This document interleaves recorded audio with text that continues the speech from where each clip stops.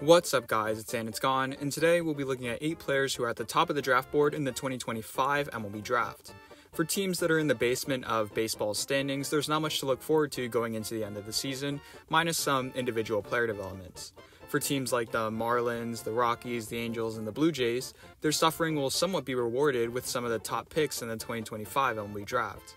While the top picks in any draft don't necessarily correlate to immediate superstardom, and a lot of very productive players are drafted with lower round selections, the top picks have better chances at becoming superstars like Paul Skeens, Garrett Cole, Bryce Harper, and Steven Strasburg.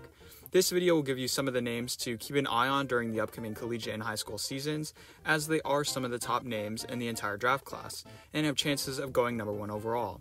But before we get onto this video, could you guys please hit the like and subscribe button? Currently, only 3% of people who watch my videos are subscribed, so if y'all do, not only would it help me grow my channel, but it also would encourage me to create more videos like this one for you guys. And without further ado, let's get on to the video. For the past 2.5 seasons, Jackson Holliday's rise has really been historic. From that time, he's gone from the first overall selection all the way up to becoming the best prospect in all of baseball and playing at the major league level at only 20 years old. And while Holliday's immense talent and rise has forecasted him into becoming one of the future faces in all of baseball, some scouts argue that Ethan Holliday, Jackson's younger brother, has showcased more impressive tools than Jackson at his age. For starters, Ethan Holliday is 4 inches taller than Jackson at 6'4" and weighs about 25 more pounds already. And as a result, Ethan will likely move to third base sometime during his minor league career and be a staple there.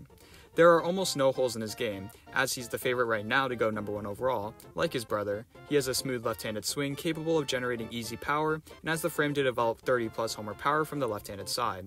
He's generated some of the best exit velocities in his class, ranging up to 111 miles per hour already, and while his larger strike zone and look for power has generated some swing and miss in his game, many teams are willing to overlook that flaw for more slug. Defensively, he's been solid over at shortstop, with good enough range and instincts to be an above-average defender there, although his arm will definitely play for third base, where he'll likely move as he adds more muscle to his frame. Offensively, while his swing very much looks like his brother Jackson, I'll move around the infield for my player comp in Gunnar Henderson, a larger-bodied left-handed infielder with 30 homer power, good instincts defensively, and positional versatility around the infield or even in the corner outfield. While much of the hype surrounding Texas A&M's roster centered around Braden Montgomery's magical season, hitting 27 home runs en route to being drafted 12th overall in the 2024 MLB draft by the Red Sox, Montgomery was actually out-homered by one of the top prospects in the 2025 MLB draft in Jace LaViolette, who hit 29 bombs in 68 games this season. This season was not a fluke either. LaViolette is your prototypical power hitter. He's 6'6" and 230 pounds, clearing 115 miles per hour at some of his max exit velos. For the most part, he has a controlled left-handed swing that goes to all fields, although he can get a little bit pool-happy at times and roll over on some breaking balls. At his size, there are bound to be some strikeout concerns and areas of weakness regarding his swing, but he actually has fairly good plate discipline and will draw his walks. For his height, his long strides actually make him a pretty good runner, and he can hold his own in center field where he's played in college, but will likely move to a corner outfield position in the future. He reminds me a lot of a more athletic Jack Caglione from last year's draft process. Although only a hitter, they are both huge left-handed power threats, but also have solid approaches at the plate to make them a very complete hitter overall. Cam Cannarella definitely doesn't have the eye-popping size that either Holliday or LaViolette have at 6 foot 180 pounds, but Cannarella might just be the best pure hitter in this entire draft. The center fielder for the Tigers is a career .363 hitter for them, with a .440 on-base percentage and 32 doubles, 6 triples, 24 stolen bases, and 18 home runs in 2 seasons, while also playing a very consistent center field. He's another left-handed hitter who is a plus runner with great contact skills and patience at the plate, and while he doesn't have eye-popping power, likely going to average around 15 to 20 homers in his prime, his other tools are loud enough to compensate for that, and his power could still develop if he looks to drive more pitches inside of the zone. If Cannarella can post a collegiate season in which he showcases plus power while not negating any of his other pros at the plate, then he certainly will become the favorite to go number 1 overall. Defensively, he came into Clemson as an infielder and is now just learning how to play center field, but from all accounts, he's a plus defender there. While not with elite speed, he's certainly well above average and will be a threat on the base paths, complementing his nice barrel rate and contact-oriented swing. He reminds me a ton of a young Christian Yelich in the outfield. And sticking with collegiate outfielders, we'll move on to Indiana's Devin Taylor. And while he might not have the eye-popping power like LaViolette, or the pure hitting tool of Cannarella, he is certainly a very nice combination of the two. This year, he's posted a great slash line of .357, .449, .660 with 20 home runs, showcasing not only a nice power tool, but outstanding contact abilities and a propensity to get on base. He has a plus bat speed from the left-handed side and will likely be a 25 to 30 homer player in his prime. He's willing to use the entire field too, and drive the ball with authority to left field. He does swing and miss at pitches outside of the zone a little bit, and also be too patient at times, but he will draw his walks as well. Defensively and on the base paths, he's got average to slightly above average speed, and while he played center field in college, will likely move to a corner outfield position in the major leagues, most likely left field. Nonetheless, he's got potentially the best set of power and contact abilities in this draft, and I can see him shooting through a minor league system pretty fast.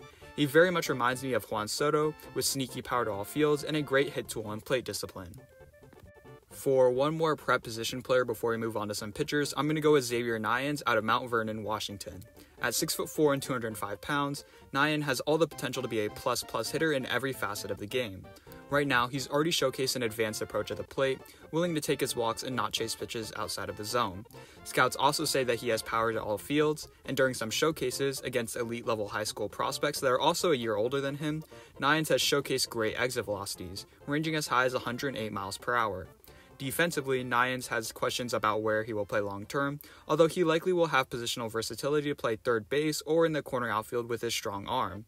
His strong body and power to all fields reminds me a lot of a left-handed Nick Castellanos, and while I can't really see a realistic scenario for him to go number 1 overall, Neyens has a very loud hit tool and potential emerging power outlet to remain a top 5 selection in the draft this year. And as for some pitchers now, most people have UC Santa Barbara's Tyler Bremner as the best pitcher initially. He's got the most explosive stuff out of all of the high-end collegiate pitchers, with a fastball that sits in the mid to high 90s with significant spin and ride up in the zone. Scouts also forecast for his velocity to tick up a notch, and for him to comfortably sit in the high 90s in due time. For his off-speed pitches, he's got 2 flushed-out pitches that he's comfortable using and a mid-80s slider and low-80s changeup. Specifically, I would like to highlight the changeup as his best secondary, as it has heavy sink late into its action, and projecting it to be an elite out pitch against both righties and lefties. Right now, while some aspects other pitchers might have beat over him in this draft, whether it be a more deceptive delivery or a certain pitch, Bremner has the most flushed out arsenal, and a decent command over all of his pitches makes him the best starter at the moment. I see a very good amount of Max Scherzer in him, both in terms of stature, repertoire, and velocity. Jamie Arnold reminds me a lot of Hagen Smith from last year's draft process, and I think we could see a similar draft trajectory en route to becoming the first pitcher selected in the 2025 MLB draft. After an underwhelming freshman season, Arnold has since emerged as one of the premier pitching prospects in his class by striking out 159 batters in 105.2 innings, with a 2.98 ERA for Florida State, and his increased stuff supports that. Already with a flat, unconventional delivery that throws off hitters, Arnold saw his velocity that previously sat in the low 90s in his freshman year to tick up into the mid-90s, and a slider that tunnels excellently off of that, playing against both lefties and righties alike. At 6'1", his frame is adequate enough to play as a starter, and with his lower delivery isn't that much of a factor. For him to become the number 1 overall pitcher selected in this draft, Arnold will have to showcase a more fleshed out offering in his junior season, especially against righties, to keep them off his fastball slider tunnel. Look for his changeup to become his tertiary pitch, and for it to be used more than the 4% of the time he used in the 2024 collegiate season. And while high school pitchers don't usually go super high in drafts due to associated unknowns, injuries, and development that comes with them, overwhelming talent should be drafted high regardless, and Corona's Seth Hernandez has all the makings of an elite right-handed starter. While he will be on the older side for a prep starter at 19 years old come draft day, Hernandez's upside is still through the roof. At 6'4", Hernandez has the ideal size to be a durable, high-end starting pitcher with great velocity, and at the moment, his fastball sits in the mid-90s, but will likely go up to 96 to 98 as he fills out his large frame. He's got great control over both the fastball and his secondaries as well, in which he has some elite secondaries, boosting a great overall repertoire, including a great low 90s changeup and slider, and upper 70s curveball with great high-end spin. In terms of size, repertoire, and velocity, I see a lot of Zach Wheeler in his game, but there will be a lot of development time in between being drafted into playing in the major leagues as a prep pitcher. Well, thank you guys so much for watching. Remember, if you enjoyed, please like, share, and subscribe, and comment down below new video ideas. Also, comment down below if you'd like me to make a part 2 about this video, and which players I should include in that.